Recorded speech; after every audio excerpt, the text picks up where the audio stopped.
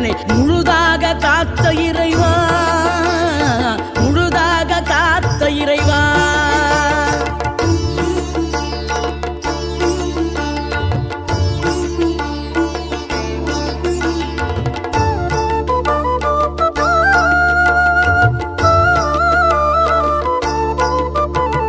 விழுந்தவர்கள் எழுவதுவும் எழுந்தவர்கள் விழுவதுவும் முருகாவும் செயலாலன்றோ.